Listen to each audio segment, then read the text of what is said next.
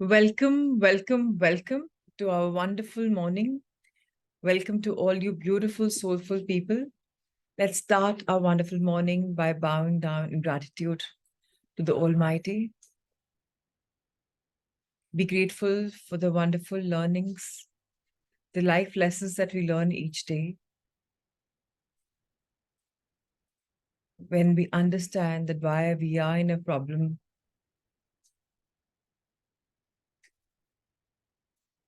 and try what we have not tried, or maybe what had worked before, like immense gratitude, at times forced gratitude, writing, bringing clarity. Yes, there may be time when we must think of what all we can be grateful for. Maybe we're loss of words, but then just being thankful for Mother Nature, universe, Mother Earth, our parents, and so much more. We can amplify the gratitude and amplify the blessings in our life. When we feel that we are alone, may we be reminded that we are never alone, that our angels, guardians, all the higher beings that are there with us on a spirit level are there in the realm. So maybe in this time and dimension, you think you're alone, but you're not. May the weak moments remind us that the weakness has come, but this too is just a phase.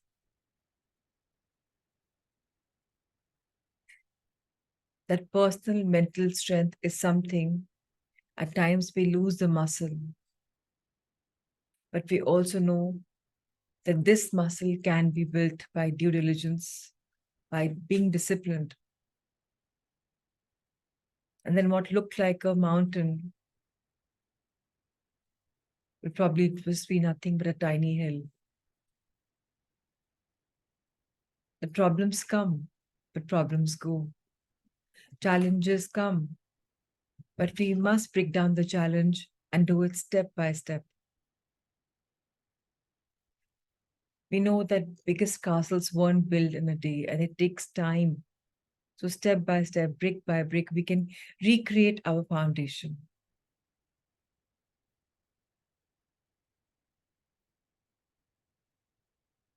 May in the darkest hour we be reminded to call out for help to our higher self that has chosen this body for life lessons. Maybe what we're going through the dark time is one of the lessons the soul wants us to learn. So maybe that time be reminded that there's always a way out. That time may feel like a bit too much, and you may tend to ask yourself, when will my time come? But if we keep amplifying the gratitude in our life, whether mundane gratitude, you may think it's pointless. But small little things like having hair on your scalp, having skin which is decent, having a body that's functional, living in a home, having air conditions, fans, having refrigerated water in the summer. Any smallest gratitude, may we amplify that this very moment and in all the moments of our life. And when we think that we are going in an abyss, when there's no point of return, may we just simply chant, thank you, aimlessly. And that time, rather than sitting, maybe just put some inertia into our body and start moving, maybe just taking tiny steps in your houses, in your apartments, in your balcony, on your terrace. Knowing that that also releases hormones which have been stagnant. Have a sip of water and be thankful for that sip. Maybe have beautiful, energized water. We must realize that energy is everywhere, sometimes stagnant, sometimes moving.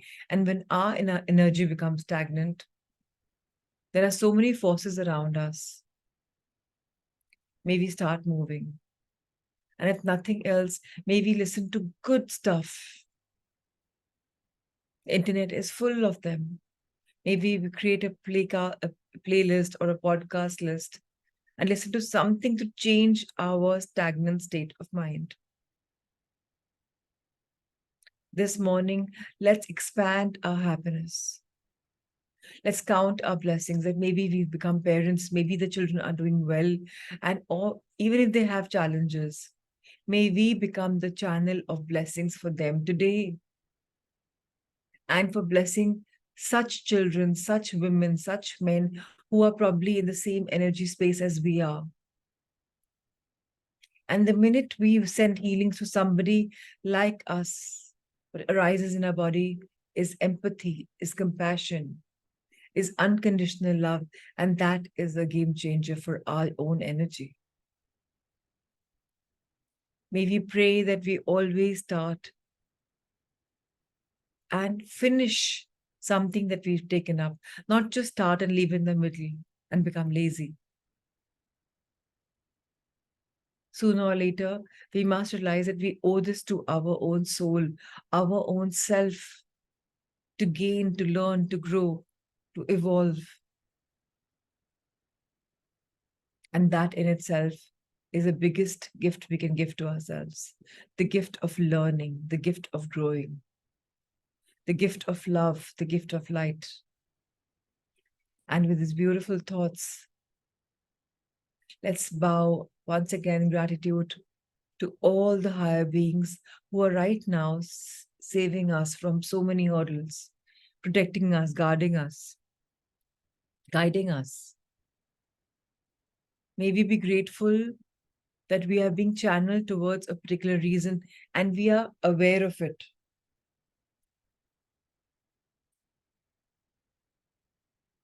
May we tune inwards so much more. Let's thank our parents and bless them as well. Knowing that we may be younger, but everybody needs blessings. And we are just becoming a channel of blessing, whether the older or the younger. So infinite blessings to the worldlings, the earthlings, to Mother Earth, to the universe, to the light, to the sound, the frequency, the bandwidth that we resonate in, to the upper frequency that we are tuning in. May we all be shown love, light, and the path of fulfillment. And so it is. And gently we can open our eyes.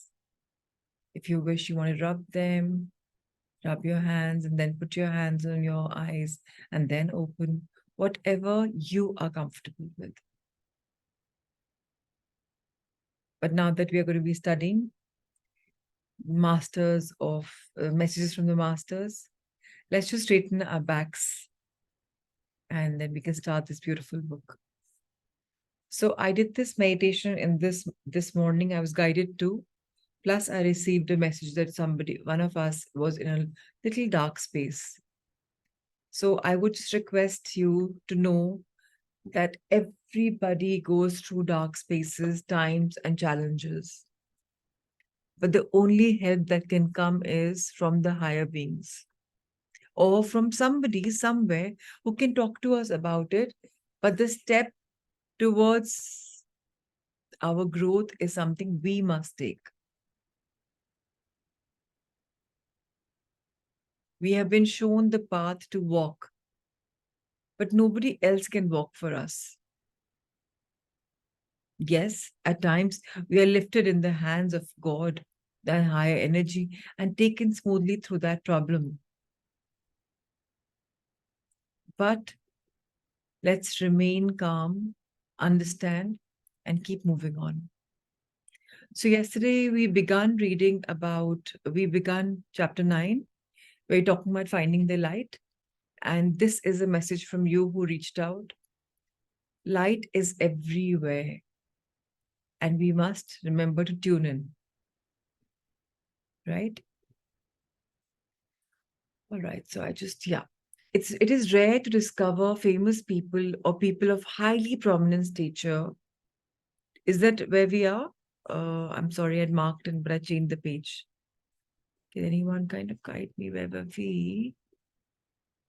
Yeah. Yes, absolutely. This is where we are. Thank you for reaffirming.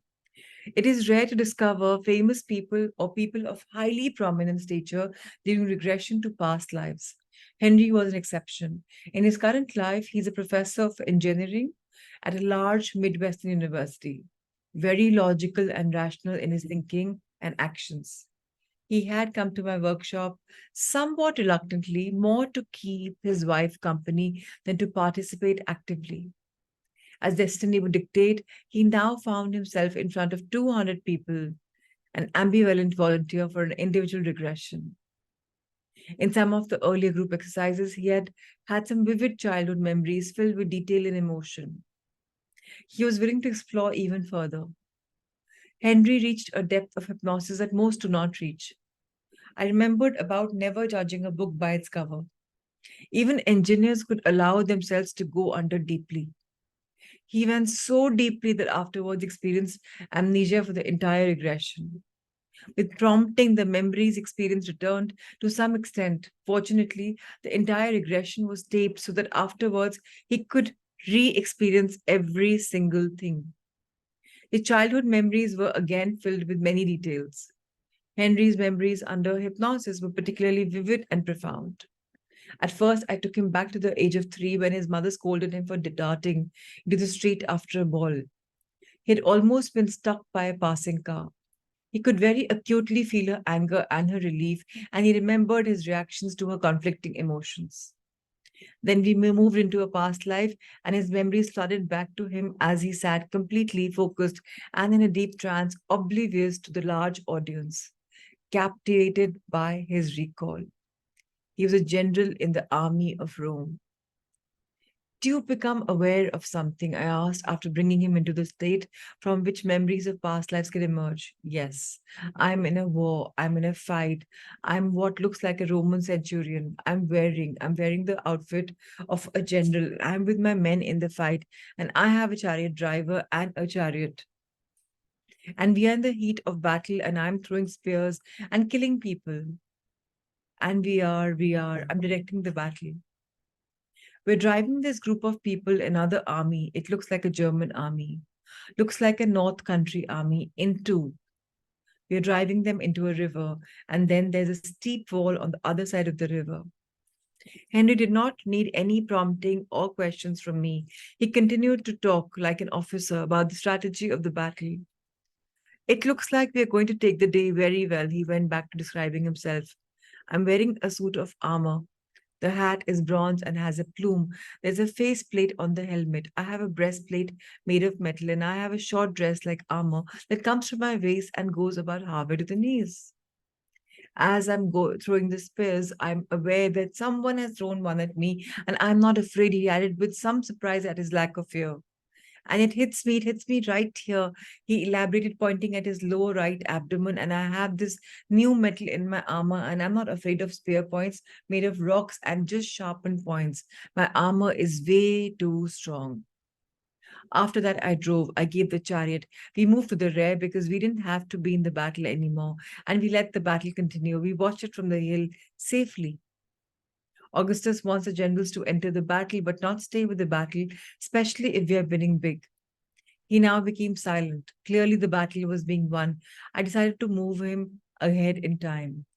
I directed him to go to the end of that lifetime. The silence continued for a few more moments, and then he began to speak again. I'm a rich man, even though I started out just a poor boy, but I'm a rich man and I have land. I see lots of columns, and I'm in the Senate. I wear a robe with a purple stripe. I'm a senator. So you have power? I asked. Yes, yes, I do have some power, but not as much as Caesar. I'm retired now. I don't fight anymore. I just mainly stay on my land in Sicily and just farming and raising sheep. And I see Caesar every once in a while when he comes to Syracuse. Are you ready to leave that time, or is there more? I see myself dying. I'm a very old man. I'm on a hard bed like surface, and I can see people around me hurrying, hurrying, hurrying. And I look up with my eyes, but my head stays on my bed, and I see my wife, and then I die. He grew silent. What do you become aware of next? I see myself. I'm a young man again. I see myself looking down at the room. I am pleased, I'm happy and pleased, and I can see myself. And there is a call, or someone is calling me. And there shines a bright a yellow light, very strong. I can't look into the light.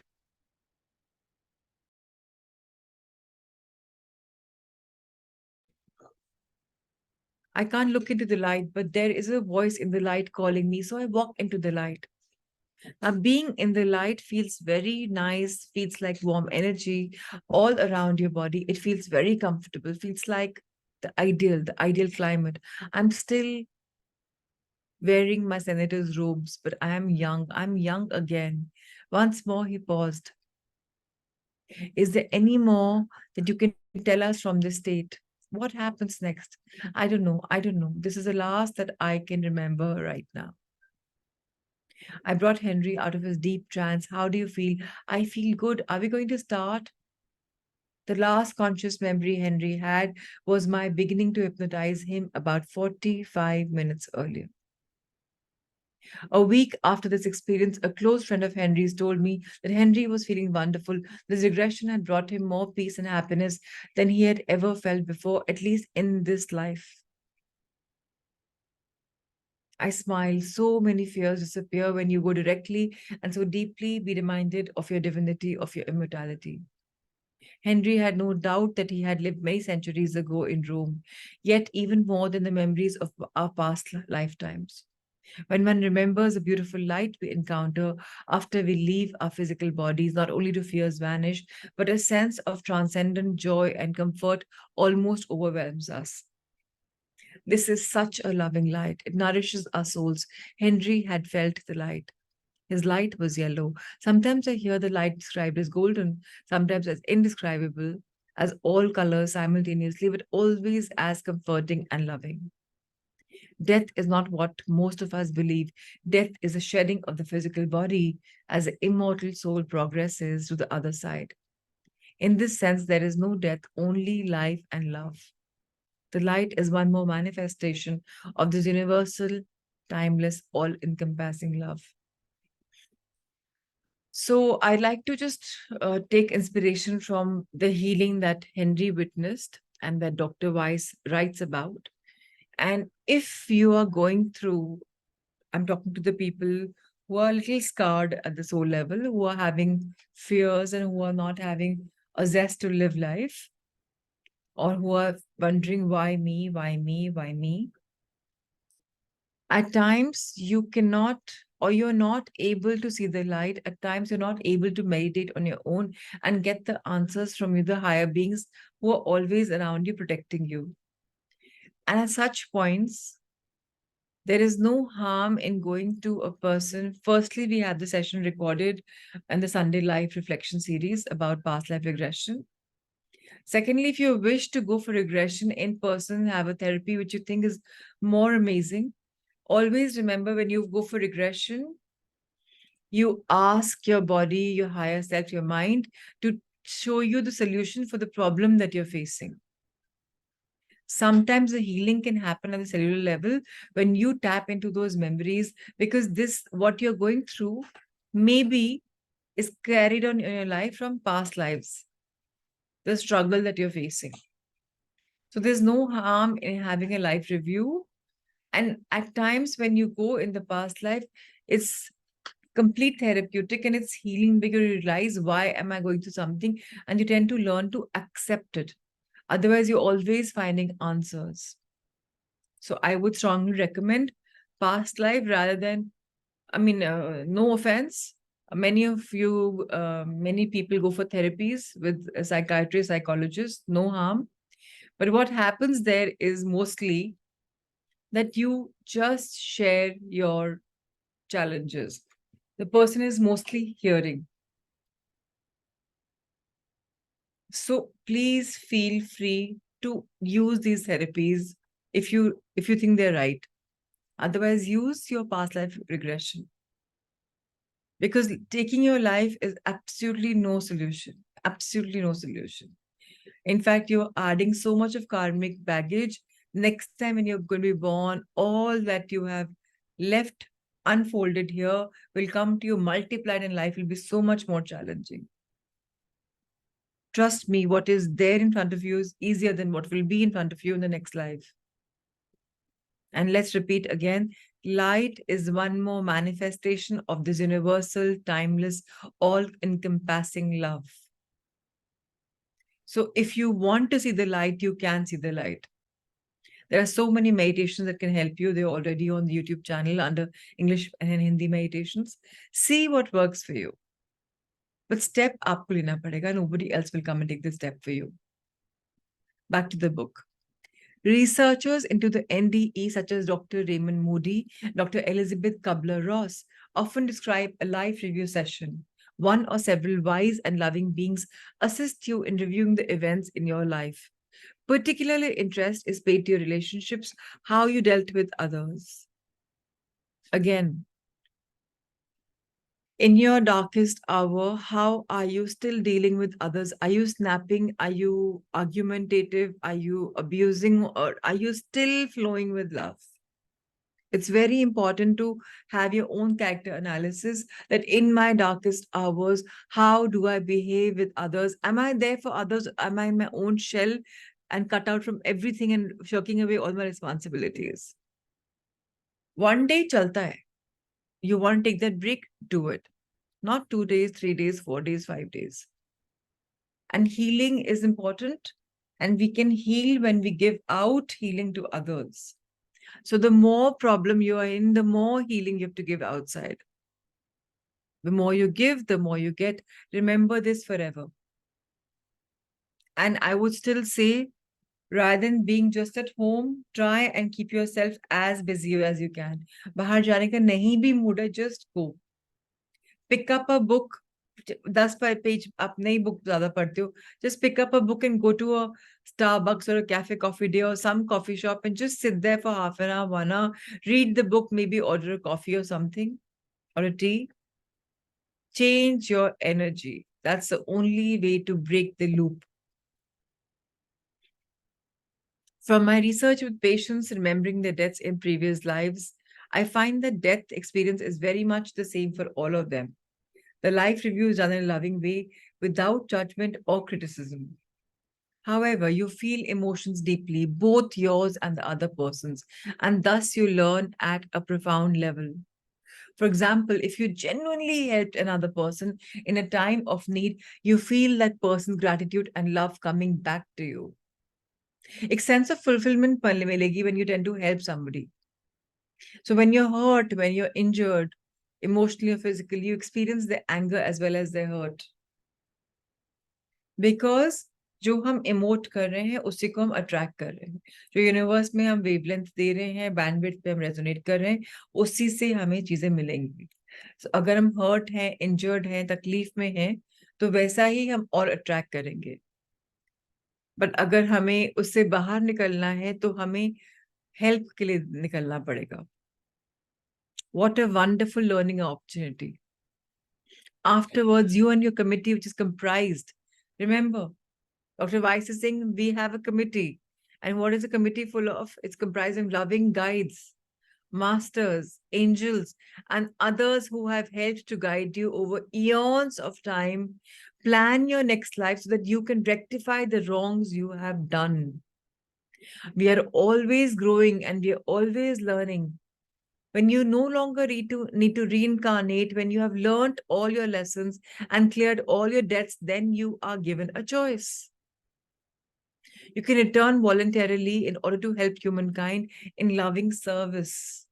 Or you can stay on the other side, helping from that state. In both cases, you continue to progress along the heavenly dimensions.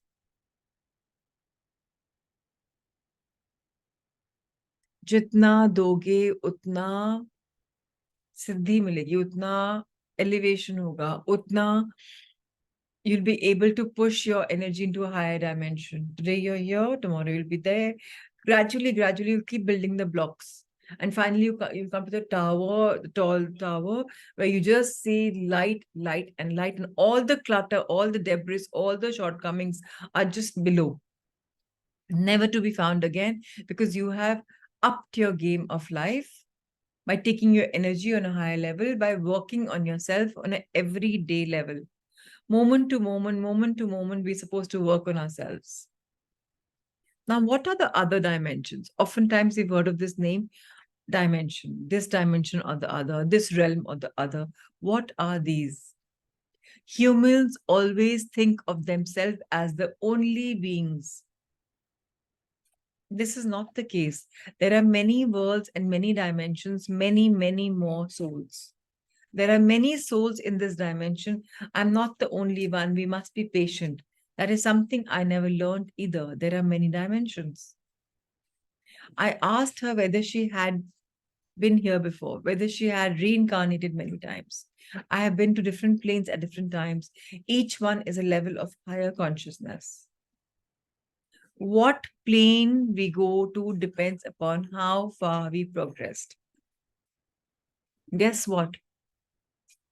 जब ये lower consciousness earth creatures से हम free होंगे, हम एक higher level में जाएंगे, जहाँ consciousness will be very high.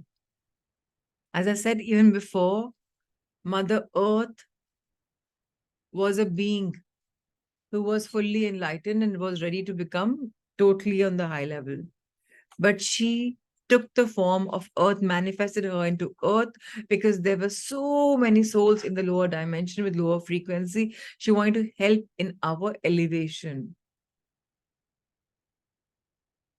So our journey is eternal. There are many more people than ever before on this planet, but there are many more souls than people. This is not the only world. Souls exist in many dimensions. They are attracted to this planet in increasing numbers because our planet, one of the many schools, is a very popular school. There is so much to learn here. When I talk about other dimensions, I mean other energetic states or even different levels of consciousness, not necessarily other planetary systems or galaxies. Heaven can be considered in other dimensions as energy transformation beyond 3D consciousness is undoubtedly involved. I believe that the energy of love has physical and extra physical properties and can exist in all of the various dimensions. Love is the connecting substance that unites all the dimensions and all the different planes beyond the physical. Within one dimension of plane, many sublevels exist. Another way of saying this is that there are many levels in heaven. We progress stepwise along these levels as we become more and more enlightened. In one sense, we are all aliens. None of us began on this planet. This planet is more like a high school. It's not the lower level, not the highest, but this is a very popular school. When we graduate, we will go elsewhere. But in all of the universes, souls are all the same.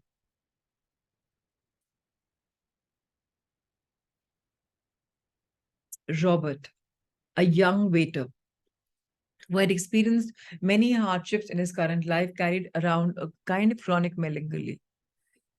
There was very little that could produce joy in his life. He had financial problems. He had to shy away from relationships because he had been hurt so often in childhood. Very stoical, his face rather rarely betrayed his emotions.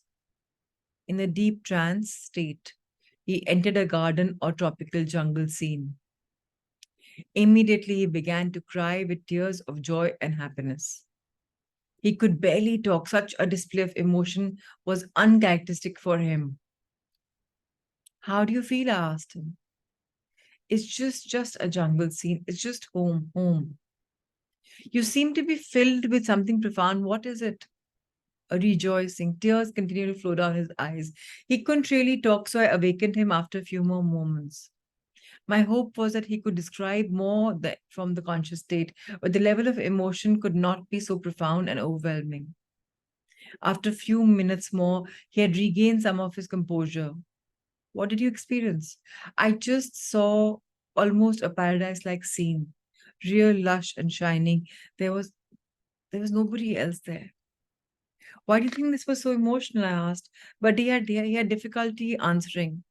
He was still feeling deeply moved by his experience.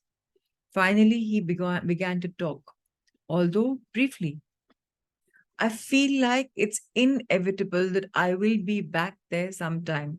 I get the feeling that I know I've been there before and it's some place I'm going. So I don't want to rush anything and I want to feel the steps. Later that week, he explained the sense of familiarity, the feeling of incredible peace and safety that he described, that he experienced during the regression. He still had difficulty finding the words to describe his visit to the paradise like jungle. His difficulty was due not only to the overwhelming obstacle of profound emotion, but because mere words could not do justice to the beauty, joy, and majesty of the experience. It was ineffable. I believe Robert had a spiritual experience rather than a past life memory. The intensity of his joy, coupled with the characteristics of the evoked scene, and the relative paucity of detail and progression along a lifetime all indicate this to me. In a small way, he re experienced the joy of going home. Earth, the 3D world, is not really our true home. We are spiritual beings, and our true home is a spiritual one, a timeless place they may call heaven. So, Milky Way is not the only galaxy. The universe that we know of is not the only universe. Earth is not the only planet with life on it. There are souls everywhere. Like now, for example, in your room, you're seated. Along with you are your committee, as Dr. Weiss says. Along with you is your set of everybody you know. Excuse me, I didn't sleep beyond 2 today. I don't know why I was up. So every time when you have a problem, just reach out wherever. Just put your hand out, put your energy out, and just reach out and say, I need solution. I'm feeling so low. Can you help me? Always ask for help when you're in not a very good space in life. And it's important to recognize the healer in you. It's absolutely beautiful. Chapter number 10, healers. We must share our knowledge with other people. We all have abilities far beyond what we use. You develop relationships. There are some with higher powers who have come back with more knowledge. They will seek out those who need the development to help them. So when you say every day that may I become the channel of blessings for someone today, may I be able to share the gifts that I've been blessed with.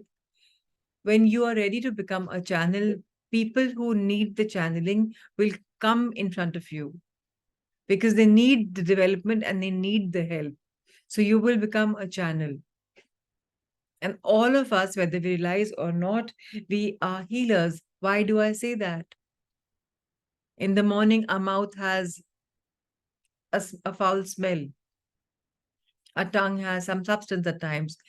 The body is healing. When we get a cut in a day or 2 or 3 or 4, it heals because we have healing capacity. When the body and the cells have healing capacity, when you have healing capacity, and this healing capacity is at emotional, mental, physical, spiritual, all realms, all bodies of yours. We have so many bodies. What we can see is a manifested version of a physical body. But there are so many bodies which you see in aura scan. So if you are a healer and you have the ability to tap into your infinite ability and you can become a channel for somebody, then why? What is stopping you? Just start giving one to one person to another. That's it. You don't have to have like a lot of people. Dr. Weiss says, in this one room schoolhouse we call the earth, we do not learn all of our lessons simultaneously. For example, we may have already mastered the course in compassion and charity, but we may only be beginners when it comes to patience or forgiveness. We may be graduate students in faith and hope, but kindergartners in anger or nonviolence. Do you understand the meaning of this? How beautiful it's articulated? हो सकता है in our journey, compassion, kindness, charity, oh, we are there. If not 10 on 10, we are 8 on 10. But maybe दूसरों के लिए बहुत compassionate है, बहुत charitable है, बहुत kindness से भरा है, अपने लिए judgmental. So maybe we are a beginner in learning that to become a better version of myself, I first have to forgive myself and I have to stop making myself a victim.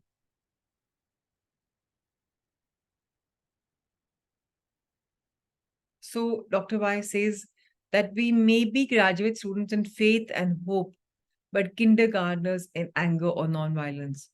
ये जरूरी नहीं है कि आप बहुत positive बातें करते हो, बहुत होपफुल हो, आपको बहुत विश्वास, यू ट्रस्ट द प्रोसेस, पर आपको गुस्सा नहीं आता, आपको शॉर्ट टेम्पर नहीं आता, आपको पेशेंस नहीं है, या पेशेंस है, anything could be. So not necessary that if you're people say, oh, spiritual ho na, तो you should be having a lot of control. Because just like maybe I'm fabulous in political science, entrepreneurship, English, but I'm like here in math, and probably I'm even below in another subject that I choose, maybe that's physics, if I've taken assortment of all possible subjects. So not necessarily if you're here, then everything is great. Similarly, we may carry over skills and talents in earlier incarnations, skills that we have mastered, yet we may be novices in other areas. We have amongst us many who have mastered certain courses and skills, and they're here to share their knowledge with us, the students. In other areas, our roles may reverse.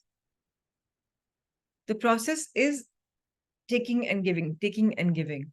Thus, we are all teachers and we are all students, and we must share our knowledge with each other.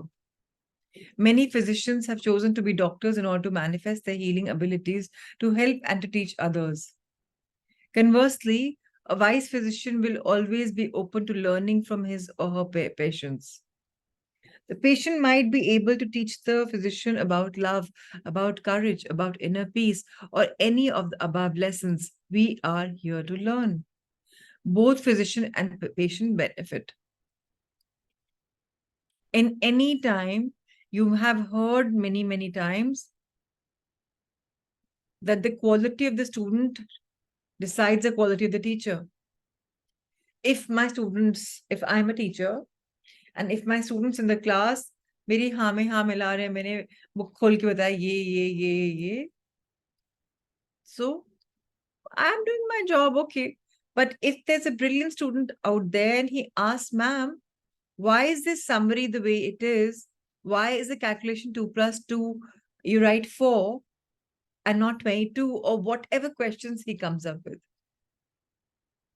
That will make me start thinking, and I'll become a better teacher because I will think and give him an informed answer. I may know the solution and I may have to think deep down and find the solution. There's an example Dr. Weiss is giving us. Late one afternoon, a patient of mine came into a session complaining of an infected tetanus shot. Her arm was swollen, hot, painful, hard in the area of the shot. She had just met her internist in the hallway of the hospital on her way to my office. He instructed her to come to his office the next morning in order to begin a course of antibiotic treatment. Those things need antibiotics, he had said, or else they get worse. I decided to try helping her with hypnosis. She quickly drifted into a deep hypnotic state, and I instructed her to bring healing light to the affected area of her arm.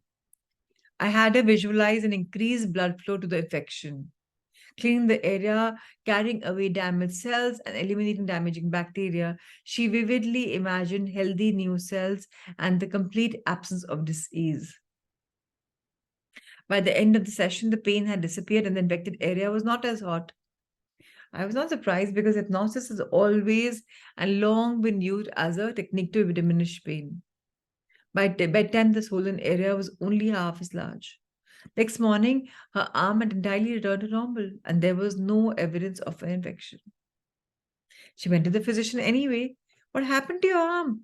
Those things never clear up on their own. It must have been a spontaneous remission. She knew he could accept the explanation. He was close minded to alternative or complementary medicine. If she had said she was healed through guided imagery under hypnosis, he would have scoffed. No remission of illness is truly spontaneous. We may not be consciously aware of the underlying mechanisms, but strong healing forces have been secretly at work healing the damage. So isn't that beautiful? We think we need antibiotics, we think we need this, we think we need therapists, we need psychologists, we need this, we need that, we need. Actually, what do we need? We need the belief that my body is healing on its own. We need the belief that I am meant to do greater things and I can do that by just taking my first step out.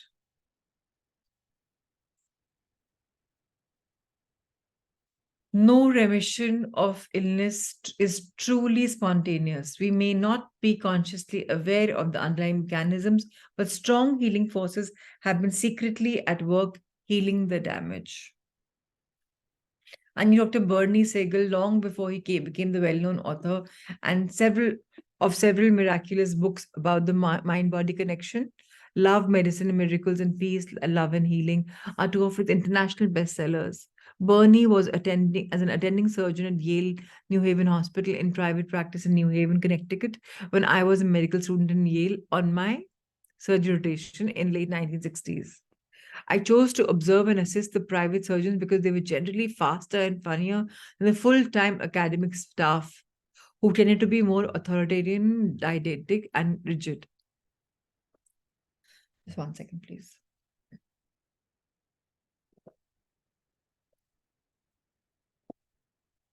Bernie and an associate, Dr. Richard Selzer, who has also written several popular books, were especially funny. The patients were not the only ones who wound up in stitches. The surgeons made jokes, recited risk poetry, told stories, and vignettes. They were really funny guys. In addition, both were excellent technical surgeons. I learned a lot about surgery. At this time, none of us realized that some patients, even though they were under general anesthesia, were also listening to the conversations, jokes, and bantering. We know this now. I spoke to Bernie recently after he had conducted a workshop in Miami. We decided that jokes and bantering at that time were okay. At the worst, the patient might have felt some concern, thinking, Dr. Siegel, why are you joking? Pay more attention to my body. This is important to me. Better than the patient over here, his surgeon making jokes and giving dire and calamitous predictions about the patient's cleanses or chances, or speculating about permanent disabilities the surgery may cause. Such pronouncements might convince a patient to give up rather than to face enormous obstacles and handicaps. What is this? Lack of faith or lack of accepting light-heartedness. Why is our energy so heavy? Why are we bogged down by monetary expectations, financial expectations, materialistic expectations? What if we were to think reverse? हम सोचते हैं ये सब मिलेगा तो I will become a better version of myself. But what if we become a better version of ourselves by working on us spiritually and then elevating our emotions so high that we're able to attract the life of abundance the way we want? हम Z पढ़ के A की तरफ जा रहे हैं. What if it is a conventional method of reading A and then going to Z? There's more profound chemistry for physicians to experience than those found in blood tests and labs. Many physicians are so busy, stressed, self-absorbed, afraid or greedy that they do not take time to listen to their patients, to have a relationship with the patients. There's a tragic state of affairs both for the physician and the patient. The physician denies himself or herself satisfaction of knowing the patient on a personal basis and loses the opportunity to learn about the therapeutic encounter. Without the real gratification that comes from person to person connection, the practice of medicine becomes sterile and mechanistic.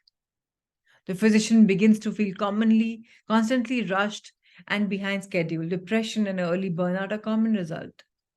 The patient who also rushed and uncared for of merely as an illness or as an organ or even worse as a dollar to the doctor rather than as a whole person or even as a friend.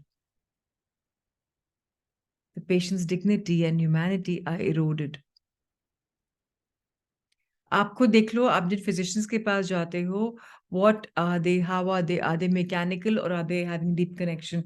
When I lost my father-in-law, my mother-in-law used to go to our physician just because she knew that she will heal by his mere talks. No dawai, nothing. He would just tell her, Sudha ji, aise kar lijiye, and she would listen to her. Give her 5 extra minutes in what he would give to others. My mother-in-law healed. All physicians can be deeply touched if they take the time to listen to and to learn from their patients. And this is also about us, by the way. It's not about just physicians. If anybody is coming to us and we're giving them our ear, listening to their problems, we can heal more. हम क्या करते हैं? Busy हो जाते हैं अपने smartphones में. बस फोन देखा, लैपटॉप देखा, टीवी देखा, कोई आ रहा है, जा रहा है, not there. Physically present, mentally, spiritually absent. We can really heal if we start listening and we learning. And when we see the other person's problems, then our problems become smaller.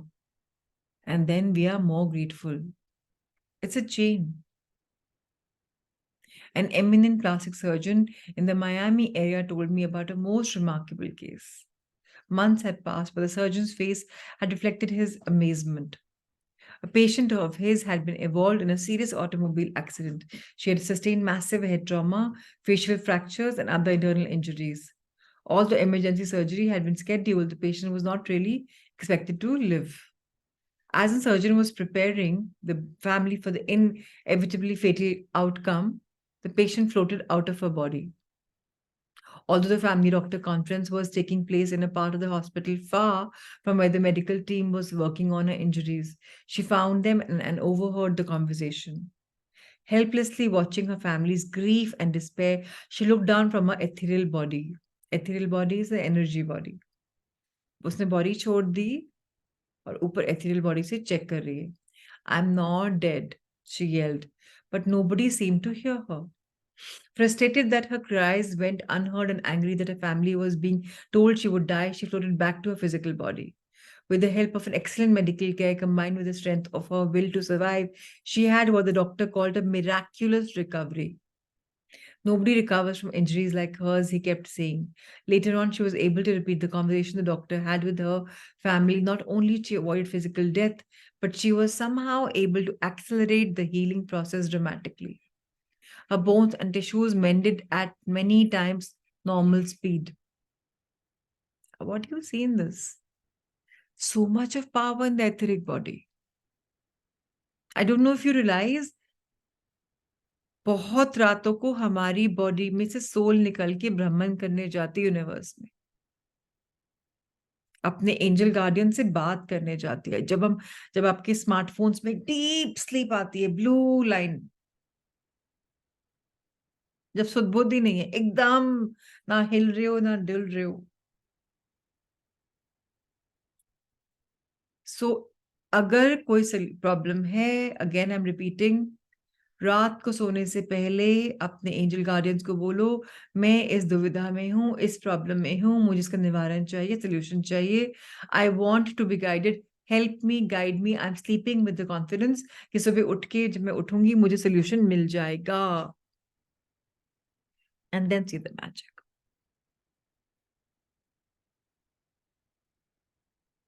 An elderly lady blind from diabetes suffered a cardiac arrest.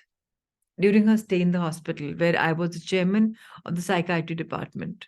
She was unconscious as a resuscitated team tried to revive her. According to her later report, she floated out of her body and stood near the window, watching as the doctors administered medicines through hastily inserted intravenous tubes. She observed without any pain whatsoever as they thumped on her chest and pumped air into her lungs. Resuscitate करते हुए, a pen fell out of her doctor's pocket and rolled near the same window where an out-of-body spirit was standing and watching. The doctor eventually walked over, picked up the pen, put it back in his pocket. He then rejoined the frantic effort to save her. Succeeded. A few days later, she told her doctor that she had observed the entire process and the entire team who was working. No, he soothingly reassured her, you probably were hallucinating because of the anoxia, lack of oxygen to the brain. This can happen when the heart stops beating. Then she said the magic words. But I saw your pen roll out of the window. Then she described the detail and the pen. The doctor was shocked. His patient had not only been comatose during the resuscitation, but she had also been blind for many years. We have more ways to see than only with our eyes. One of the hospital's doctors called me in to see a patient of his who had awakened screamingly and highly agitated in the recovery room following major surgery. She had been given general anesthesia and was hence unconscious throughout the procedure, and her breathing was controlled by the anesthesiologist. During the surgery, the surgeons had experienced some difficulty with her blood pressure and heart rhythm. During the surgery, she had floated above the surgeons working on her body. The patient became alarmed when her blood pressure and heart rhythm became abnormal. She noted the concern in the anesthesiologist's voice and floated over him and read his notations on her chart. Upon awakening in the recovery room, panicked because of these abnormalities, she was able to tell me what had been written on the chart during the surgical procedure. The patient was unconscious throughout the procedure. Yet, even if she had awakened, she would not have had the opportunity to see her chart. The anesthesiologist was writing in back of her, a yard or so behind her head. An emergency room physician at a nearby hospital stood in line at a book signing for more than 30 minutes to tell me this story. The patient of his had experienced a sudden onset of anaphylactic shock after she was stung by a bee. This is a potentially lethal allergic reaction that causes a massive drop in the blood pressure. Even though heroic life-saving measures had been stated, when she entered the emergency room, the doctor was convinced that the patient was dying. The patient later reported that she had floated alongside her own body as she was wheeled in the hospital. She overheard the later repeated all of the discussions, the barking of orders, the swearing, the expectations, the anxious remarks of the emergency room staff. She saw their faces, their clothes, who was doing what, even though she was comatose. She had had a miraculous recovery, and the doctor later validated the accuracy of her observations and her recall of the events and conversations, some of which took place in different rooms. I have heard those and other stories of clinical accounts of patients with near death and out of body experiences from so many physicians that I can't explain them on medical or physiological grounds. They're highly educated, logical, skeptical doctors, rigorously trained in medical schools. All were telling me, beyond a doubt, their patients, although unconscious, had left their bodies and heard and observed events at a distance. I no longer believe that these events are rare. Most patients are reluctant to tell this doctors because they are afraid the doctor will assume that they had been hallucinating or think them strange or crazy. Why take the risk?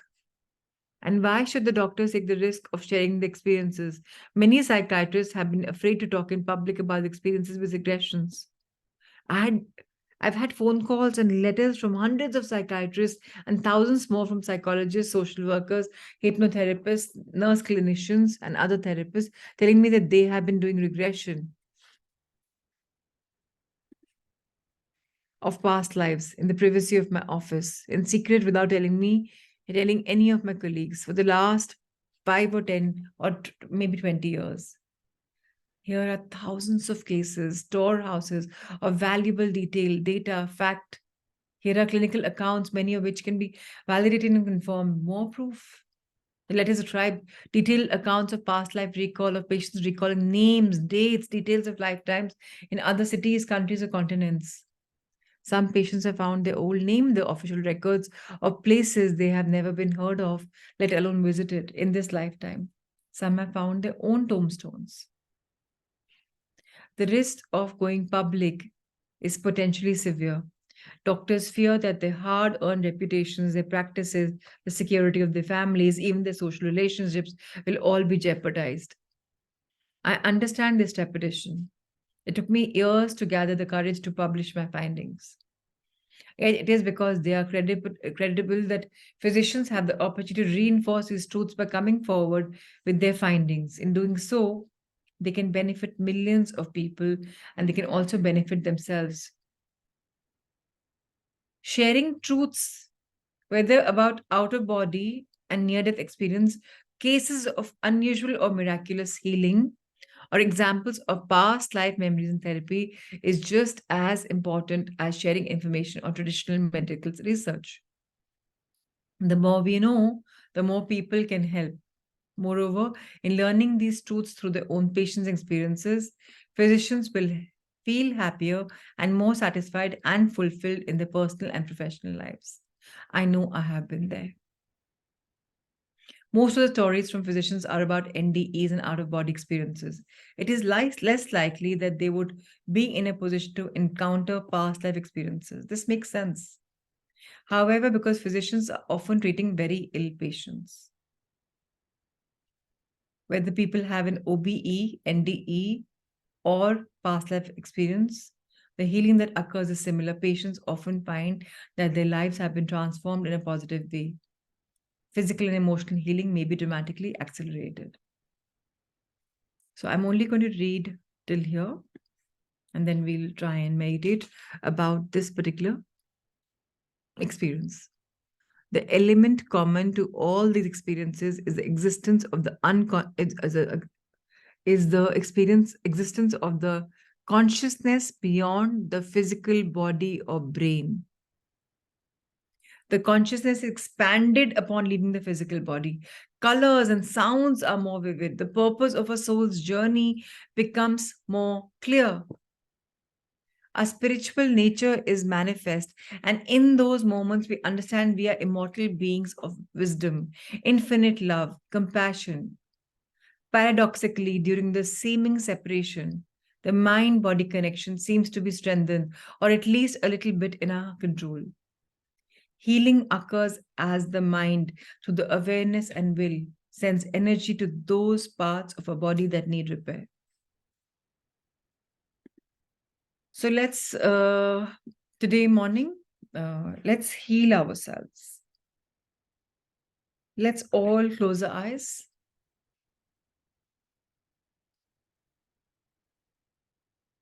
Everybody's eyes closed.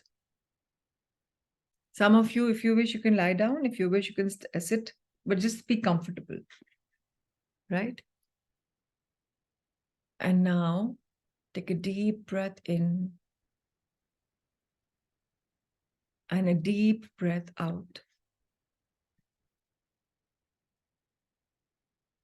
Keep inhaling as deeper as you can.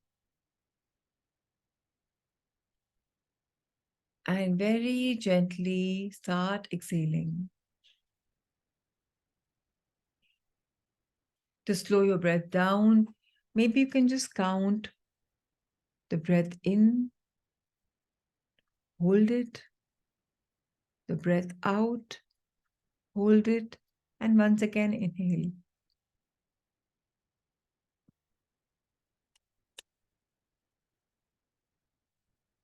Keep inhaling and exhaling ever so gently.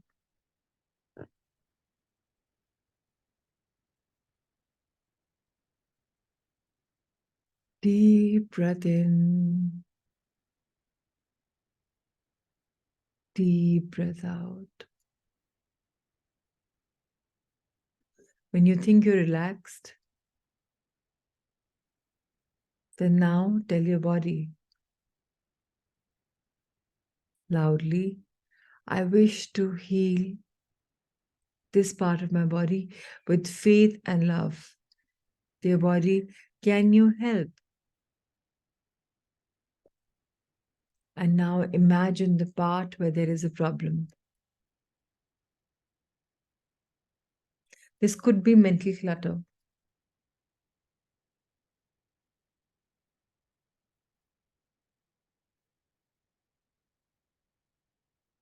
If there's mental garbage, over expectation, less acceptance, can you ask your mind, body, heart, and soul to drop it right now?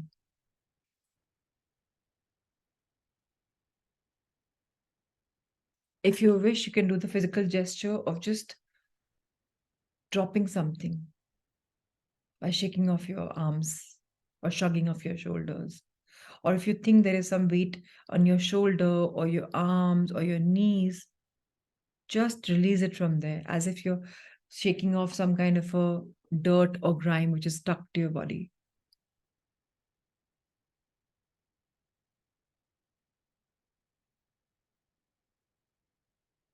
And ask your body, what line of treatment do I need to do to heal myself? What kind of line of treatment do I need to do myself energetically?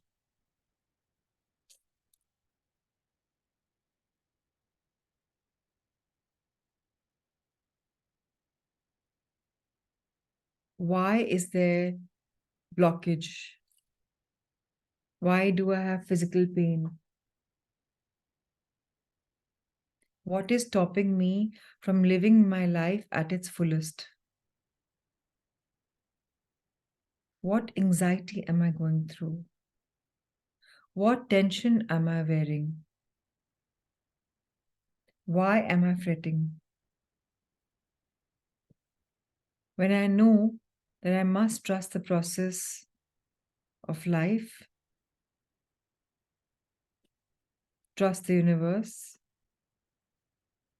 then why do I bounce back into these over expectations?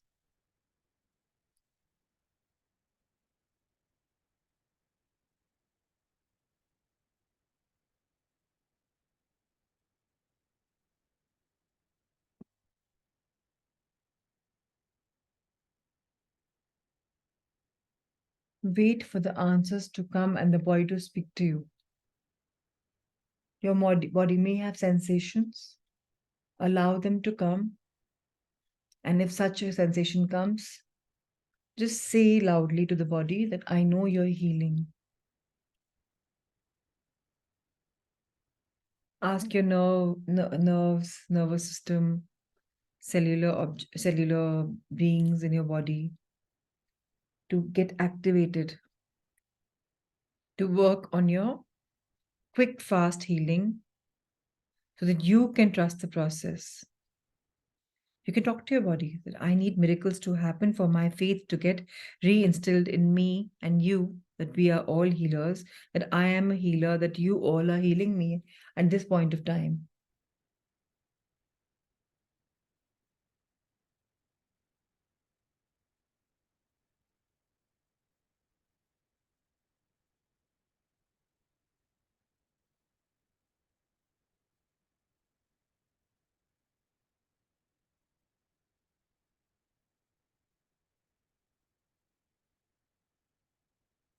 See what is happening in your body.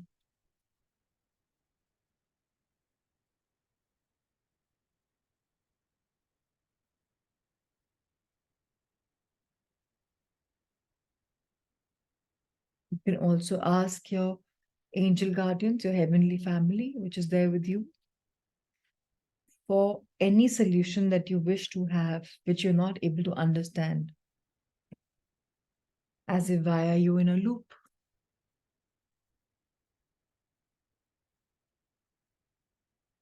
That why the pattern are repeating again and again. It could be anything. Physical, emotional, energy level, anything.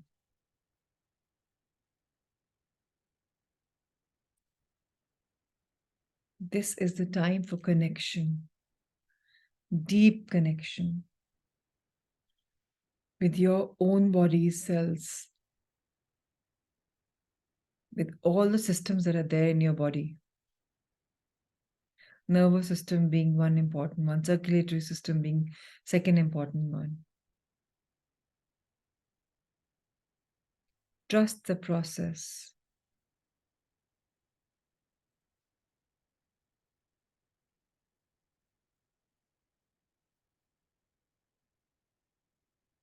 Ask for forgiveness.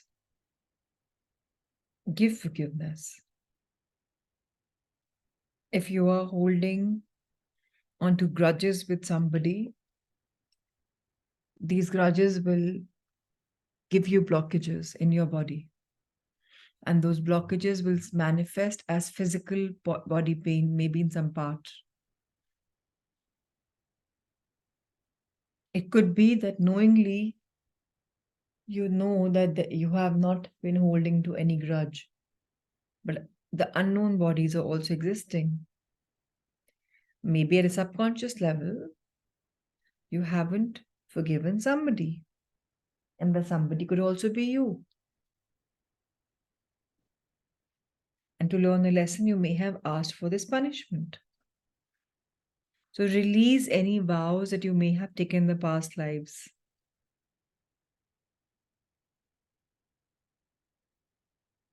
Say, I release all the vows that I've taken in my past lives, knowingly or unknowingly.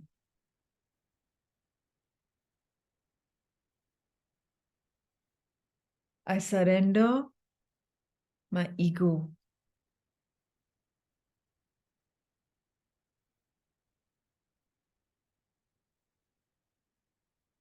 And I ask for forgiveness.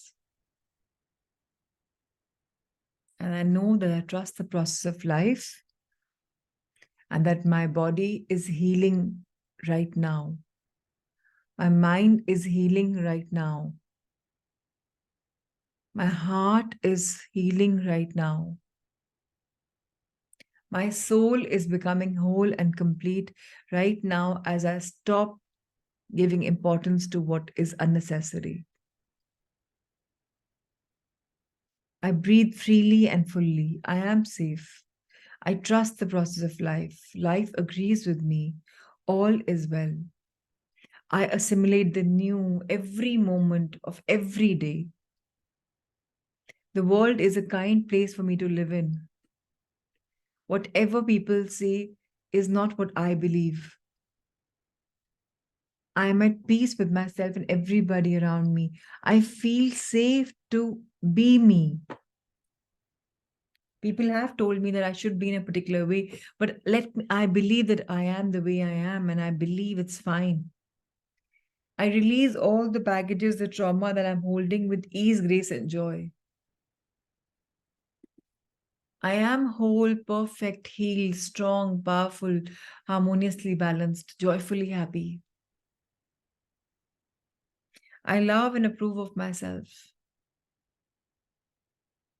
I'm willing to learn to forgive. I'm willing to learn to evolve. I recognize that love is the only true universal nature and it binds every single thing, including me and my body. And I feel privileged that I am on the path to be empowered, to be enlivened, to be enlightened. And I encourage myself in this journey, knowing that I am on the right track, the right path, where everything unfolds for me at the right time. I'm in no hurry, but guide me, mentor me, protect me, bless me. And now Keep your hands on your heart. And whatever you wish to say to your heart, just say it. Pray for it to become more expansive, to be able to see the plight of others, to be able to send healing, if nothing else, blessings, if nothing else. And your healings and your blessings are on an etheric level. They will reach wherever they're meant to reach. The more you heal others, the more you will get healed.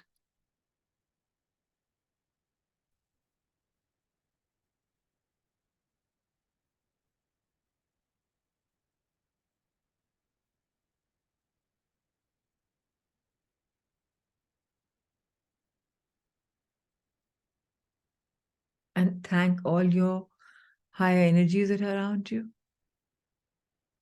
for helping you recognize the healer in you,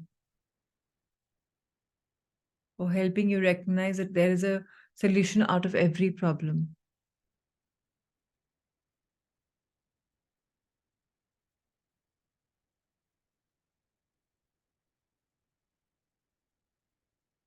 Blessed be.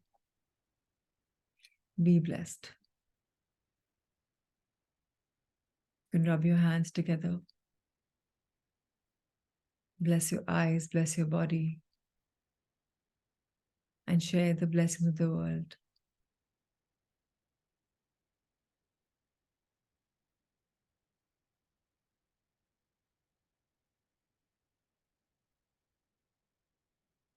Love, light, and blessings to everybody. Ritu, Jyoti, Mudita, Madhuri, Pratimaji, Vandana, Ankur, Supriya, and everybody in the internet world. And to anybody and everybody who may require these healing blessings right now. Lots of blessings. Thank you for sharing the sacred space. And I just want to say to you, whoever is right now feeling scarred or in a problem, this is a safe space for you to share. If you want, I can always crop the last minutes and then upload the video, because at the moment they're all being public. And if you're comfortable talking to me the way one of you reached out, I'm okay with that as well. But just know one thing, we all have each other's backs. The reason we are coming here is on a soul level, we wanted to take this journey. And that's the reason we all tuned into this. Problems are normal for everybody. Some seem paramount and it seems that we can't even cross them, but that's not the truth. But yeah, we are there to help each other. Having physical pains are also the manifestations of the blockages that we have in our body. So learn to talk to your body, learn to talk to your mind, your heart, and your soul. Everything is in a conversation. So tap into that memory. Anybody wants to share something or ask something? Because sharing reflections kind of helps us in our inward journey. But I'm comfortable if everybody wants to just be in their own thing. That's also absolutely okay. So, okay, that's fine. If you want, just call me or drop me a message and we'll make time and speak to each other. Lots of love and light. I'll see you tomorrow morning at 6 a.m. Thank you. Thank you. Thank you.